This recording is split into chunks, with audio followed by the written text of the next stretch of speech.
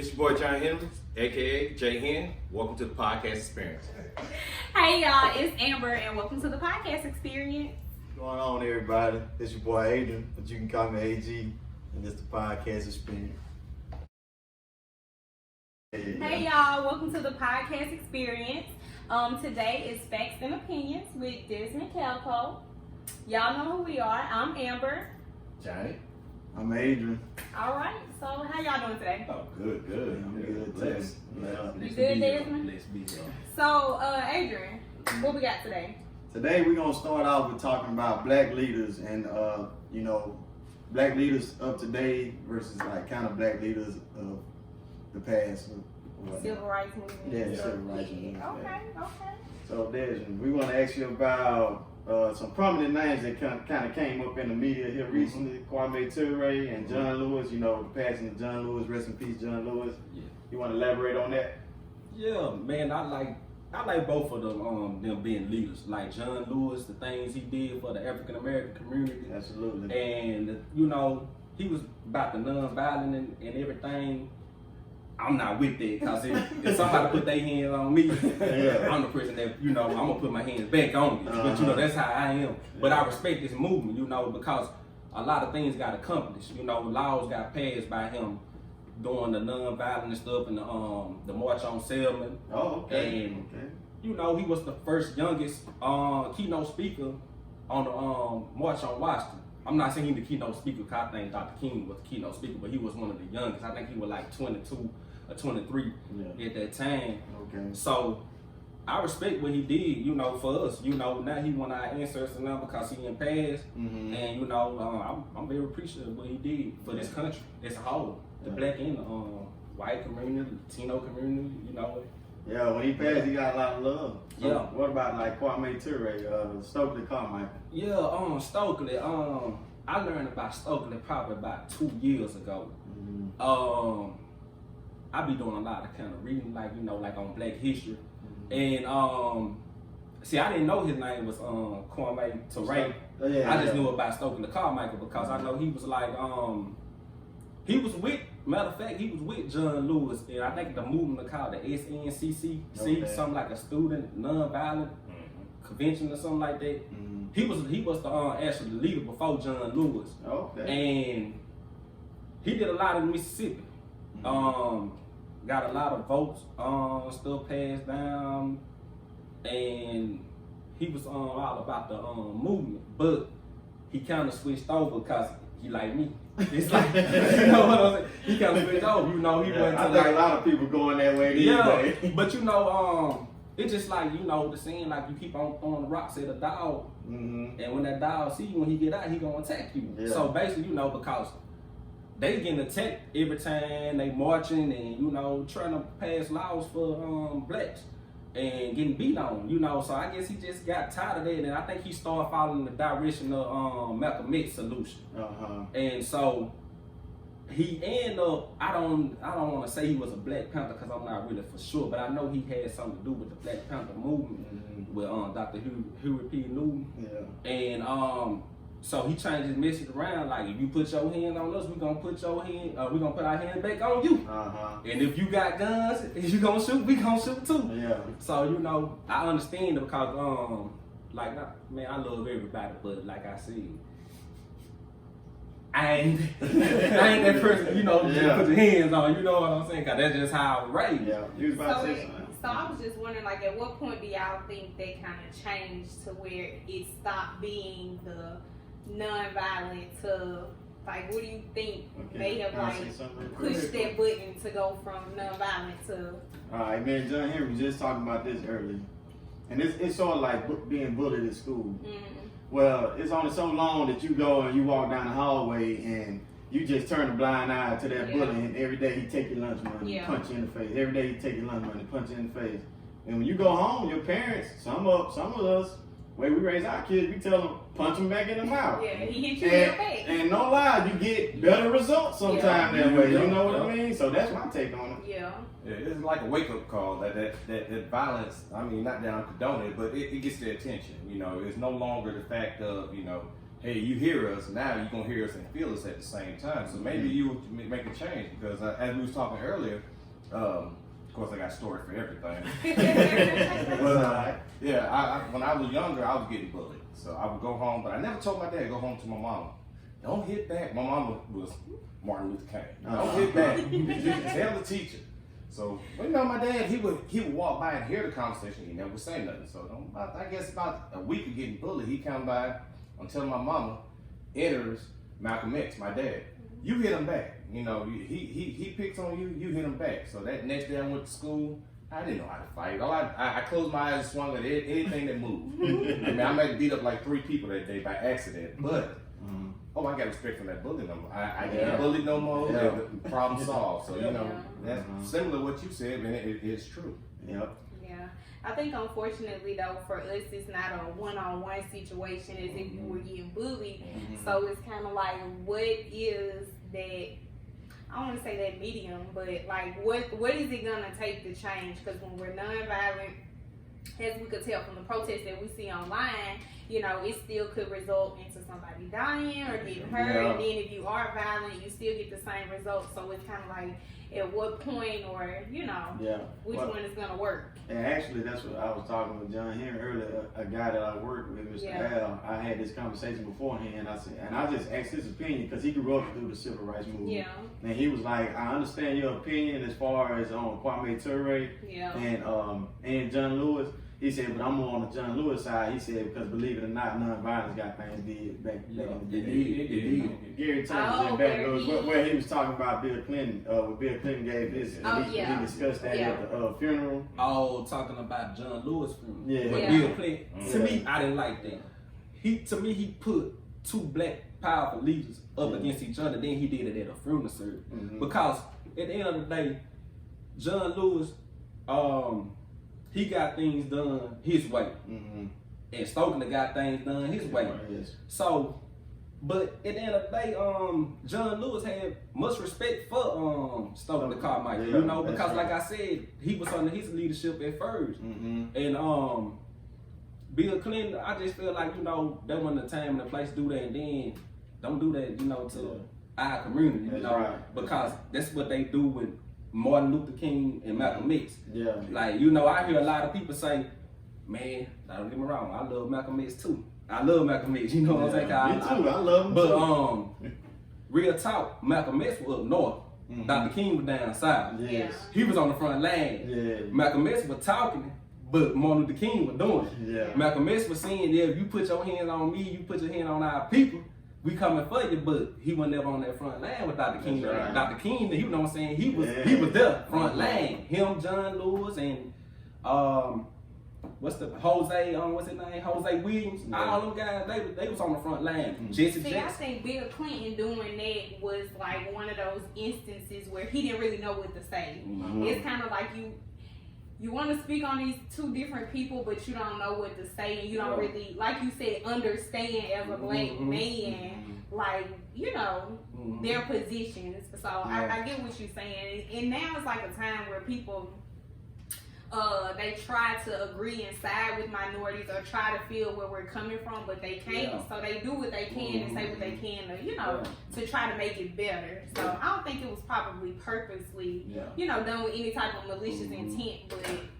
But not to get long-winded on this topic, but I was going to say, do y'all think that we have any significant black leaders today, like the Martin Luther King, the Stokely Carmichaels, and the John Lewis back in the day, like, who can, I got one example, and he's an athlete, LeBron James. That's right. He speaks up every time against racial injustice. So that's the only one that I really can just think like on a higher platform. I would say him and then Maxine Walters. Okay. So, but other than that, I don't really think there are too many people that are really just going hard for the black community. Like, we don't have the Martin Luther Kings, the John Lewis. It's, I don't think we are, because I think nowadays people, they feel like they have too much to lose. They don't want to lose this endorsement. They don't want to get kicked off the team, you know?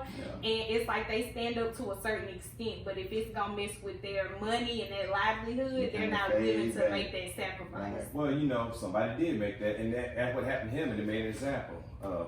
49ers Colin quarterback. Kaepernick. Yeah. He did it, and what happened? Yeah. They dragged that man through the mud. So But then you see where it's at now. Yeah, it did. But so you know now everybody wants to agree and they want to kneel before the games and stuff like that. But he like did you it when said, it wasn't popular. He did. It's He popular made now. that That's why sacrifice. everybody doing it because it's popular. Yeah. And see, that's one thing I had disagreed with Jay-Z on when he had that conference with the NFL. Yeah, Roger. You know, and he said we can passed move past kneeling, but see kneeling they were bringing attention to the situation what was going on.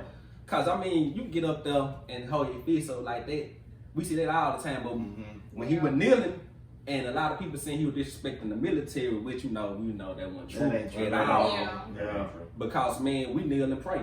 Yeah. That ain't disrespecting God. That's what we were taught to do. You know, right. bow down. That's right. And so he was just, trying to bring a call to the situation where like unarmed African Americans getting killed by police officers. And but of course, Donald Trump hijacked the protest, and he switched it, and and that's when they started talking about disrespecting the military.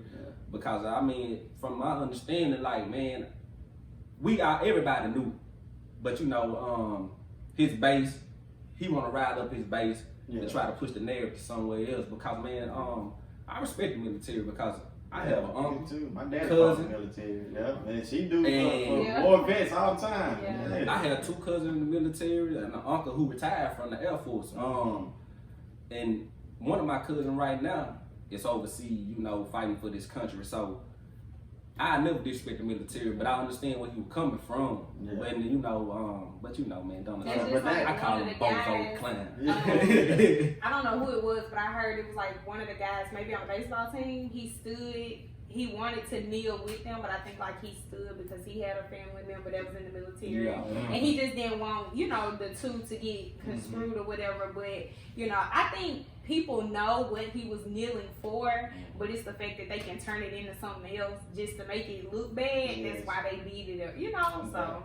But that, I think I really hit the same way because he brought up 45. Yeah. So we can go another hour on 45, but y'all catch the interview on HBO. Anybody see it? Bomber. He bombed it. He Yes. bombed it. And I feel like his people should have pulled him out a long time. They should have ended the interview. When he said that, he corrected, no, it wasn't 6, it was 12,000 people at the rally. Yeah. I'm like, that's not good right now. They should have been like, cut, come on out. But most of the interview would have been like, the whole interview, he talks like somebody in the early stage of dementia. Yeah. He talks in circles, and he says, he just contradicts himself over and over. And then the way he spoke about us, did you hear? He said he did more for black people than any other. Than Abraham Lincoln. How do you feel about he did more than Abraham Lincoln? Man, and how you feel about Abraham Lincoln? I mean, for that much. To be honest with you, I don't really too much know about Abraham Lincoln, but all I know about what they call the Emancipation Proclamation to free the slave. That's all I really too much know about him. But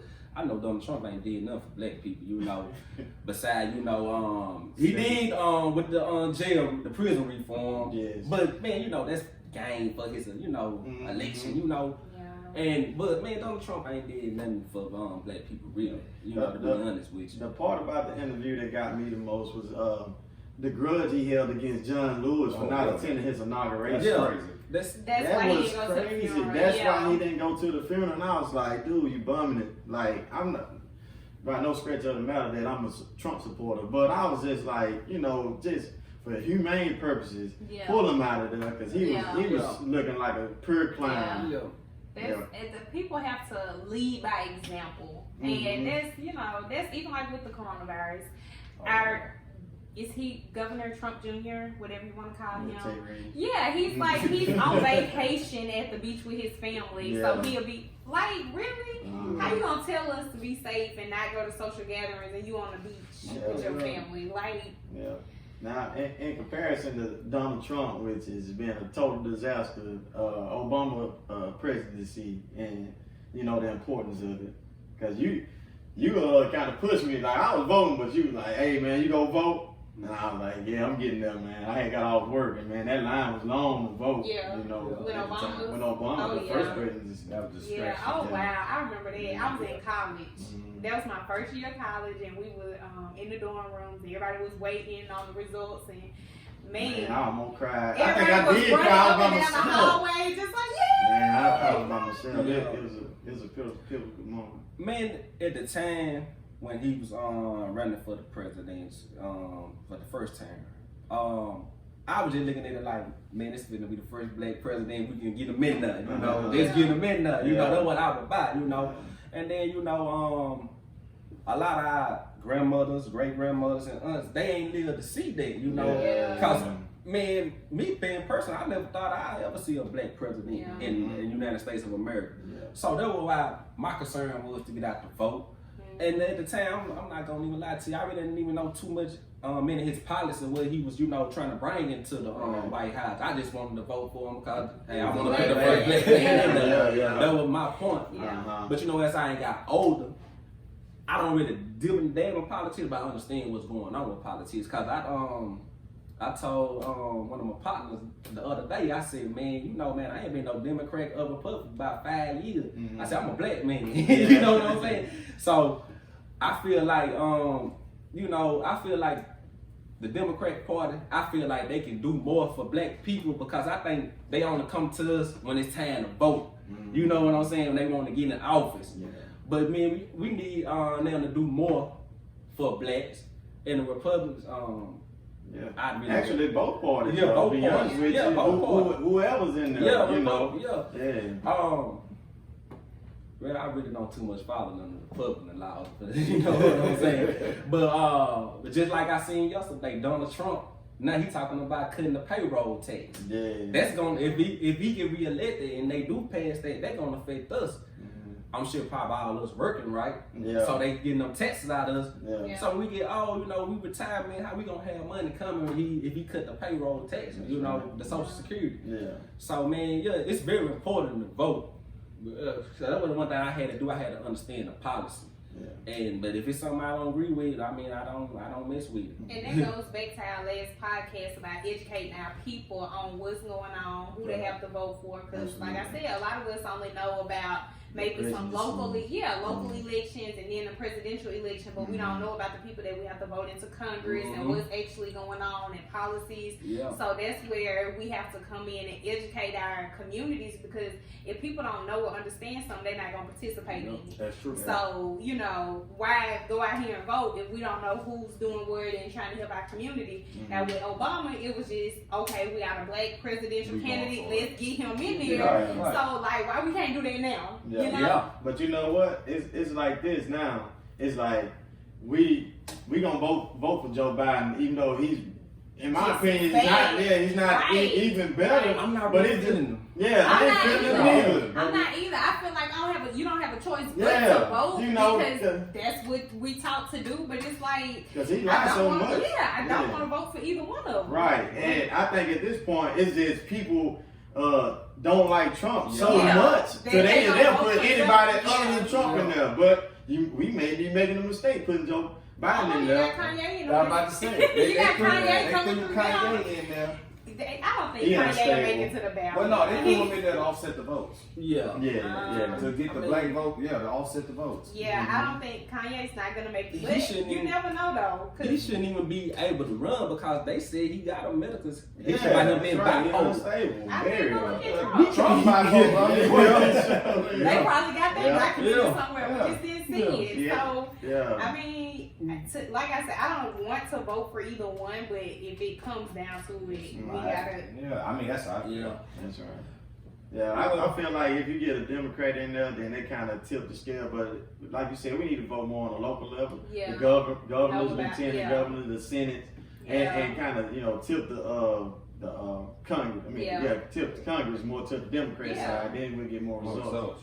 Yeah. Yeah. But, So And one thing that threw me off from Joe Biden too, I think he was on the Breakfast Club or Charlamagne. He was interviewing, Charlamagne, the guy, the Breakfast Club. He was interviewing him, and when he said, "If you don't vote for me, you ain't black," then that kind of threw me off. Right? Like, hold on, what you mean? So we ain't got a choice. Yeah, but to vote bro, for you. Like, all black people got to what vote you for mean? you. What you mean? Yeah. But Man, I've been black all my life. life. You ain't never been black. You ain't gonna You know never what be they made black. up? In his defense, in that right there, I think because he was Obama's vice president, he kind of feel that way. Yeah. But what did it for me was when he said Trump is the most racist president that has ever been. That's it. Oh, yeah. I mean, you have slave masters Yeah, George Washington, Thomas Jefferson. Yeah, you know, name a lot. So y'all remember like it was circulating a few weeks ago about Joe Biden made the comment about, I guess his kids going to public schools or with the integration that they couldn't go to school with animals or they act like animals. I saw that. So, but everybody was like, "Oh, people change," and that was years ago. We've seen the difference, and he's done this for the community since then.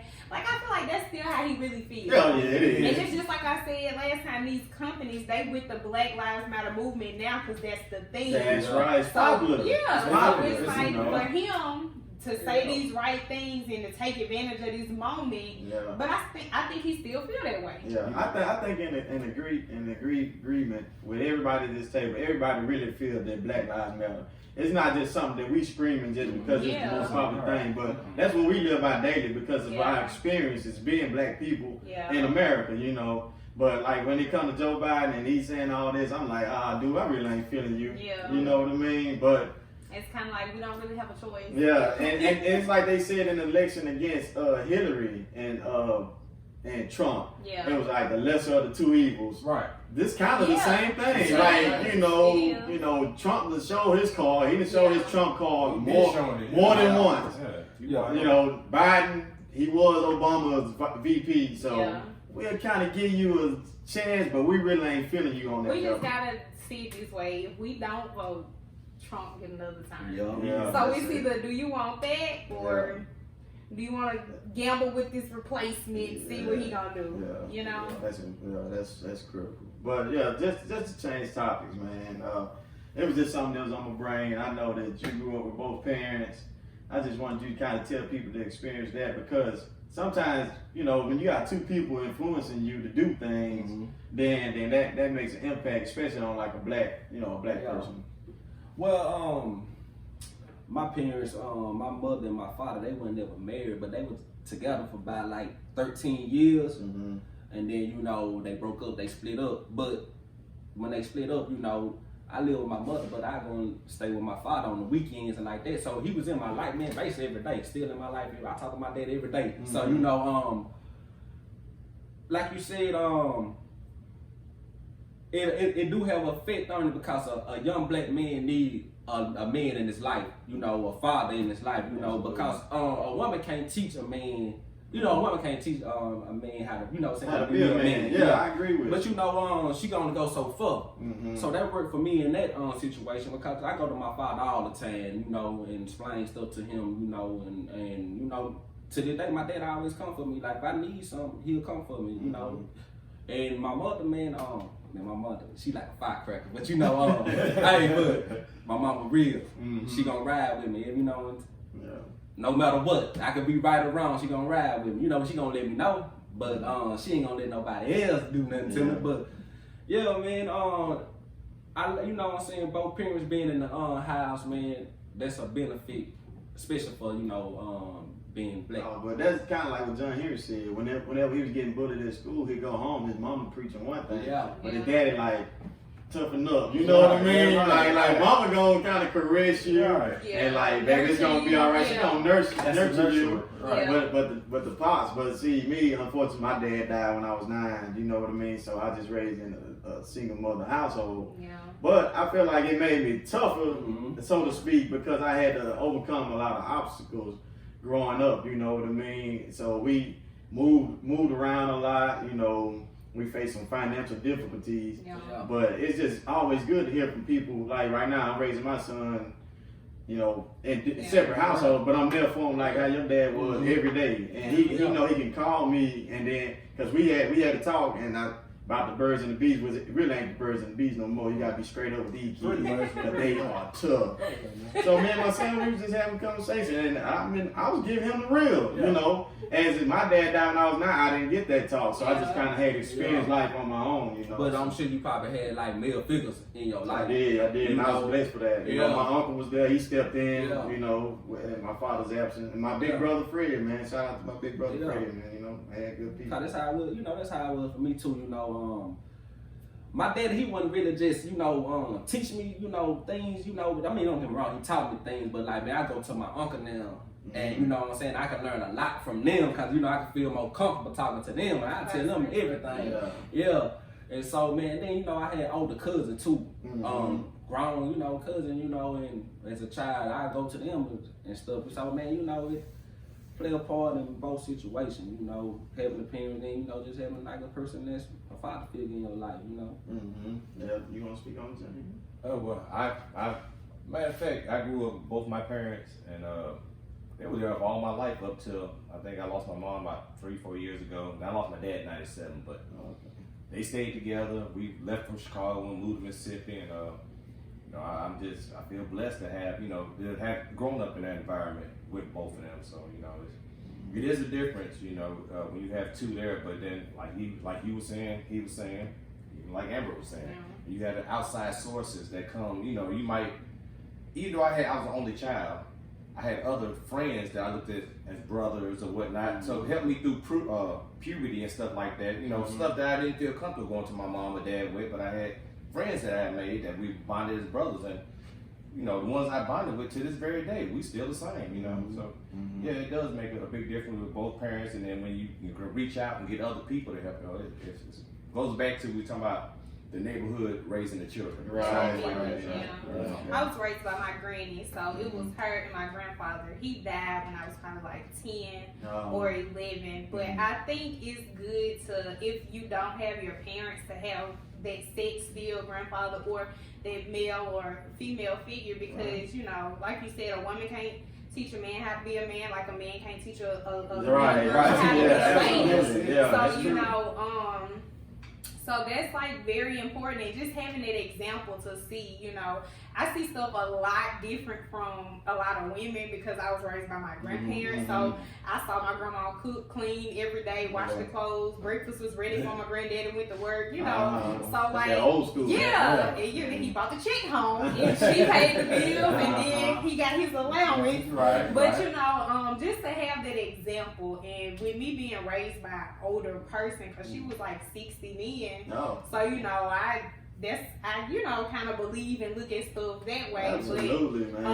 a lot of people, it's kind of off subject, but a lot of people were asking. I saw a thing on Facebook where this girl was saying like, what did she say? Something about a man in a relationship, like, should you have to tell them, or is marriage really the goal for people these days? And it's because sometimes I feel like marriage isn't the goal because people don't have that example, and it don't necessarily have to be your parents, but just that example of love and to care and love for one another. So I think that's when people don't have that example, they don't know how to do that and be that for somebody. Absolutely. So it's good to have that example, whether it's your parents or aunt or uncle or your grandparents. It's good just to have that example of people being together, so you will know how, to kind of go that way too.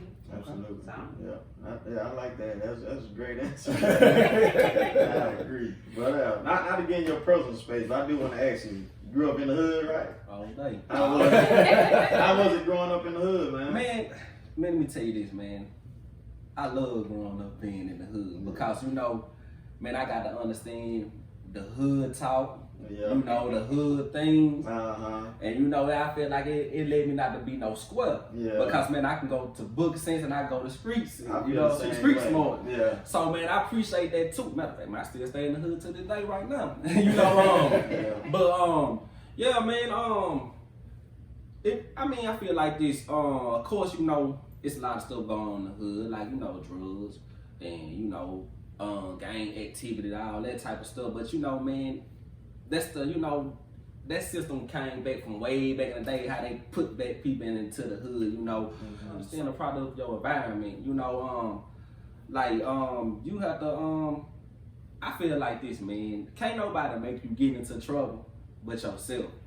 And so at the time, man, don't get me wrong, I used to do all that stuff. I used to gang bang, I used to smoke weed and do all that. But as I got older, I cut all that stuff out. But at the end of the day, the hood made me who I am today, So I never disclaim the hood. If I get some money and move out the cane, break a lace ring, I'm still gonna be hood. I'm still gonna be Lil Dez from Olive Street. You know what I'm saying? So at the end of the day, you know, man, the hood made me who I am. You know, I never changed that, and I ain't afraid to tell nobody I'm from the hood. You know. I'll speak on that real quick. You know, because I grew up in the quarters, but then I moved over to Berry. So you know, I'm kind of like between two neighborhoods, two hoods, so to speak. But my reason for asking that question, because a lot of people, and I like your answer, because a lot of people, they'll say, well, when I get some money, I'm moving out the hood. Yeah. But I always say, why not build your hood up? Yeah. You know what I mean? Yeah. Like, why not? You see it run the house, let's say you was to hit the lottery for $1 billion. Yeah. But the first thing you do is run out to, when you can go to Miss Sue, who you known all your life, and she's not no problem, and she's just living in poverty conditions. Why not go and extend that olive branch and help her out and bring her up? You know, so that was my question about, because I love the hood too, you know. But my goal is, I know it's so much crime, it's crime written, and it gets a bad light on it, you know, but not all people in the hood are bad. We just want to change that stigma. Build back the block, you know. Sure. Bring stores. You ain't got to always go out west, right? Like this, you know, build a clothing store in your neighborhood. But see, you know one thing about us black people, we got to learn how to support each other. Yes. And well, I mean, you know, I ain't got nothing against, you know, but we have Asians that's in the hood. You have the Arab people in the hood. We talked about that on last episode.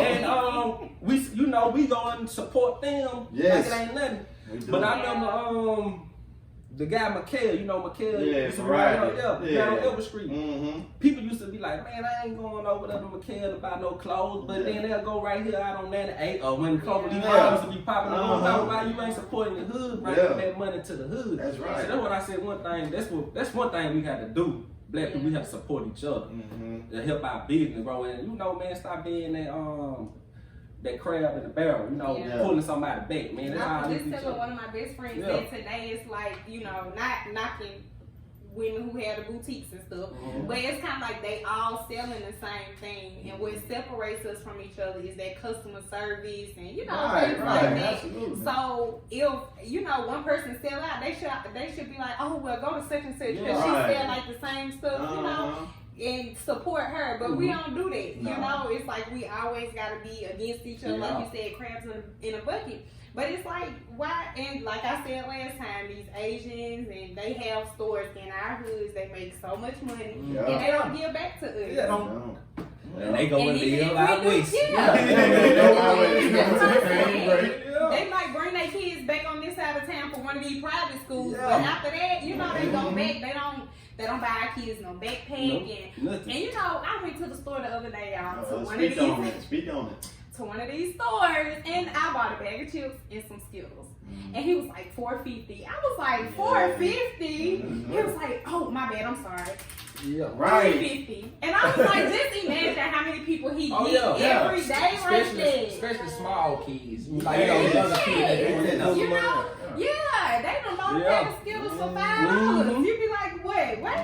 You know, so it's just, they try to get over on people, and then they don't put money back into our hoods, but we support them. Yeah, we support them. You know, but like you said, black people, we mess up one time. One time, they gonna be like, don't go back there, we're not gonna support, you know, it's a difference when, you know, people really are doing bad business versus, okay, I made a mistake, let me make it up to you. Because I've tried to support black people and something happened and they'll be like, look, I'm sorry, let me give you your money back, you know, keep it or something like that. But then I done ran into some that won't answer the phone no more. So, you know, we gotta do better ourselves on how we serve our community or our customers in general, but we also have to support each other because y'all know Popeyes and mess up your order every day, but we still go back. But then I forgot to put something in your package, and now you mad at me and don't want to shop with me no more. So you know, we have to be open and be supportive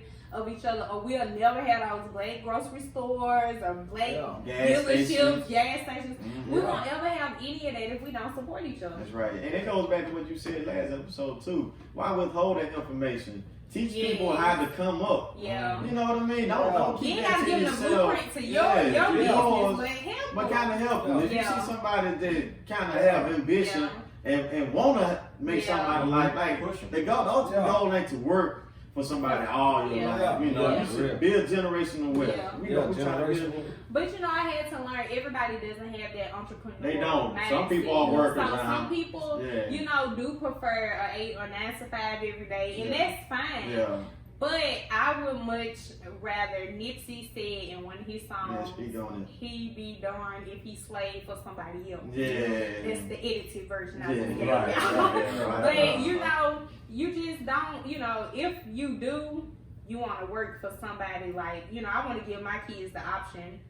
Once my business off the ground, either you can take over the business or, you know, start your own business. I want to put or you can work under me, you know, but I don't, you know, I would much rather us, like you said, build our communities back up instead of having to go work for somebody else all the time. Absolutely. And that brings to the next, the change in America. We just pretty much broke it down in the nutshell. That's what it's going to take. We have to show promise to each other, to the black community, ourselves first, before we can expect anybody else to respect us. We have to respect ourselves first and foremost. And I strive to do that daily. You know what I mean? I try to give people the blueprint, like you said. And look, man, you want to start a business, I support you. How much your shirt costs, man? You know what I mean? Even if I just buy one that day. Hold on. I think I might have been talking a little bit too much. Make sure y'all get y'all t-shirts. I got mine. Support a veteran. You got to. Yeah. But speaking of change, on a lighter note, what y'all think about the cardboard in the stands for the basketball games? Y'all still watching basketball? Yeah. I haven't saw the cardboard, but I saw like virtual video. So that's what it is. Oh, it's a virtual video. Yeah, that was they got baseball got the cardboard. Oh, baseball got so how y'all like that change? Well, some of them they family members. So they just trying to bring like a crowd atmosphere. I mean, you know, it ain't the way we used to. But I mean, I like basketball, so man, and then plus I'm a Lakers. You see, I'm representing. See, my granddaddy told me he ain't really messing with basketball because of how they got the setup now. So you know. Yeah, I'm feeling it though. I mean, you know, basketball, but I love basketball. That was my first love in life. Yeah. Like I love basketball. Just growing up, I used to go to the park and practice by myself every day till the sun came down. They ain't gonna be able to do that with football though. No. So y'all think football season canceled? I don't know about like I think maybe the NFL might go on, but I don't know for sure about the high school and the college because I mean right now, man, especially like on the high school level, like is they going back to school right away? Pushing it on by and see football season about to get high school football season. We got to start about 2 more weeks. And they released their schedule. They released the football schedule, but I think it's gonna all get canceled. It was a conference, the MAC conference, what it is, Midwest Atlantic Conference, something like that. What did they cancel? Yeah, the MAC they canceled their whole season. I heard about the SWAC also. Yeah, SWAC they canceled that like last month, but the MAC was the first like FBS school. Oh, FBS school. Yeah, to cancel. So yeah. Well, good thing I don't watch sports that much, so I'm not too disappointed in this guy. Hey, you give me football, I'm alright, man. I want to see my Raiders. I'm gonna miss the tailgate season. That's all. Yeah. But extra football, it don't matter. And for me too, as long as I get to see my boxing, I'm alright. I like boxing. I love boxing also. So I get to see boxing. The Mike Tyson and the Roy Jones fight. Who y'all got? Mike Tyson. Even old Mike Tyson, like I Roy Jones. Y'all gotta think about it. Because Roy Jones ain't no pussy. Yeah, Roy Jones is tough, man. I don't know. But that was a young Roy Jones. Yeah, we talking about. And that was a young Tyson. But I seen a video of Mike, and I think he looking good. He looking good until somebody punch him back, though. Right. He getting hit back. Them leaks, hitters now. That was his MO, though. He didn't like it. He tried to knock you out first. I'm gonna tell you, I was sold on Mike at first, but like his cousin, he a boxing fan, like they all boxing fans and stuff. Then he was like, I got Roy, and I'm like, I can't listen to people who watch it on the daily. I watch boxing, but not as much as them, you know. I got Mike. I'm putting my money on Mike. I'm going with Mike. So we're gonna have to revisit this conversation. Yeah, we can revisit. I was about to say this. See, real talk. I don't even know a legit opponent Mike Tyson ever beat. Yeah. You know what I'm saying? He lost to Lennox Lewis. He lost to Lennox Lewis. He lost to Holyfield. Then he got beat by a bum. Yeah. He was a bum, man. You know, I ain't talking about as a person, but as a fighter. You know, but I don't know. Well, I watched this one video. Maybe it was like some type of fix then. But That's what made me put my money on Mike. No, I mean, he was knocking You don't knock him on that. I know, man. Yeah. I'm just messing with y'all, man. When is the fight? September, right? I think it's in September. Yeah. But see, y'all the thing about that fight, they gonna have headgear on. So it's gonna be like an expedition, you know what I'm saying? I didn't know they wearing headgear. Yeah, they wearing headgear, yeah. So it ain't gonna be like no absolute like a real boxer. Yeah. Well, it is, but it's more like Olympic style. Yeah. Like that. So we got to see how that, and then it's gonna be on pay-per-view too. So you have to see how that gonna go. Well, I wanted to speak on the thing you sent me off Instagram Yeah. about Maury. Yes, I want to talk about Yeah, yeah. distorting the black community. Yes. Yeah. And making so- buku money off of it. I think people sell their soul for TV, reality TV. And it don't matter, like, it could, for some people, when you don't have no money, any type of money, like, when I say you don't have no money, like, you know, we just working our regular 9 to 5, we don't get nothing extra, and then you got these television stations that say, okay, I need $2,000 if you come on here and do X, Y, Z. Because, you know, they'll pay you just to be on the show. Yeah. So I feel like people, they pay us and they target certain people and communities. And it's not necessarily just the black community, because I've seen white people on there as well, but I figure they target certain communities, maybe like an income level thing, to where they allow them, you know, to come on the show and make a fool of themselves. And they fine with it. Yeah. But then you got people like Nene Leaks and stuff like that, who that check just gets bigger. Yeah. You know, it gets bigger and bigger and bigger for them to come out and make a fool of themselves. And then like with that, Yeah. Nene Leaks now, they successful women, Right. black women. So I just don't They understand look why. great. Yeah, They like you look have like great as hell. you have lawyers and doctors and stuff like that. Yeah. And to me, it give like she said, it put a different type of narrative. Like when white people see that, they think that's how all black people act. Yeah. You know what I'm saying? Yeah. And I don't like to see Yeah. my queens, you know what I'm Yeah. saying, being that type of way, because man, we have a lot of people that's, if you're gonna do that, let's put like there's people that's actually doing something, you know, like they fighting over, you know, man, just material things and about this person said that and that. Man, I've been really out there TV. Yeah, they took it from Family Matters Yeah. and the Cosby Show to to Love and Hip Hop. And We don't it's have like those type of shows no more. And a lot of people, and I think that's what's wrong with our younger generation. Instead of people looking at the Cosby Show and Family Matters saying that's goals to have a family and be successful, now they looking at the women and men with all the money, cars, and getting bodies done, and they're like, nah, that's goals. But they don't, and they don't realize these are entertainers. Like, their life is totally different, I guarantee you, from what they actually putting on TV. Like different world.